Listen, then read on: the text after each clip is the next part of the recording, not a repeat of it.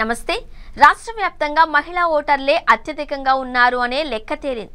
గెలుపోటముల్లో మహిళా ఓటర్లు కీలక పాత్ర పోషిస్తారు అని ప్రత్యేకంగా చెప్పాల్సిన పని లేదు. ముఖ్యంగా మహిళలను ఆకట్టుకునే సంక్షేమ పథకాల్ని ఎన్నికల సందర్భంలో ఆయా రాజకీయ పార్టీలు ప్రకటిస్తూ ఉంటాయి.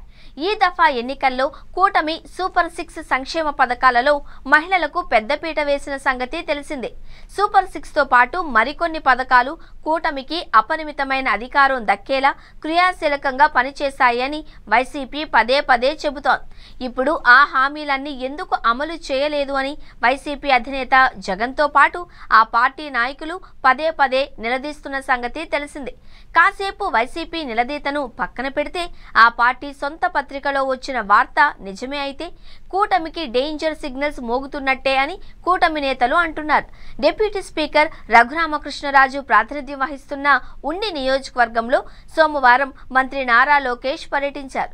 ఇందులో భాగంగా లోకేష్ ను వివిధ సంక్షేమ పథకాల అమలుపై మహిళా లోకం నిలదీసినట్లు వార్త ప్రచురితమైంది. ప్రతి నెల 1500 రూపాయలు, అలాగే తల్లికి వందనం, రైతు భరోసా, ఆర్టీసీ బస్సుల్లో ఉచిత ప్రయాణం తదితర పథకాల అమలు కోసం లబ్ధిదారులు ఎదురు చూస్తున్నారు అనేది నిజం.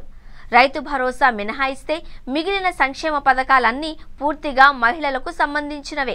మోసపోయామనే భావన మహిళల మనసుల్లో పడితే మాత్రం ఎన్నికల్లో తీవ్ర మూల్యం చెల్లించుకోవాల్సి ఉంటుంది. తాజాగా రాష్ట్ర వ్యాప్తంగా పురుషుల ఓట్ల కంటే మహిళా ఓటర్లు 7,31,415 మంది ఎక్కువ ఉండడాన్ని వాళ్లకు హామీలిచ్చిన పాలకులు గుర్తుంచుకోవాలి. మహిళలు ప్రతి హామీని గుర్తుంచుకుంటారు, అదుపు చూసి వాతలు పెడతారు. ఏదో చెప్పాంలే, మన పబ్బం గడుపుకున్నాము అని తప్పించుకుని తిరుగుదాము అనుకుంటే రాజకీయం అనేది 5 ఏళ్లతో పోయేది కానే కాదు. మహిళల ఆగ్రహానికి గురైతే ఏ రాజకీయ పార్టీకైనా మనుగడ కష్టం. కావున మోసగించడం తెలివైన పనిగా భావించే వాళ్ళు కాస్త హామీల అమలుపై దృష్టి సారించాల్సిన అవసరం ఉంది.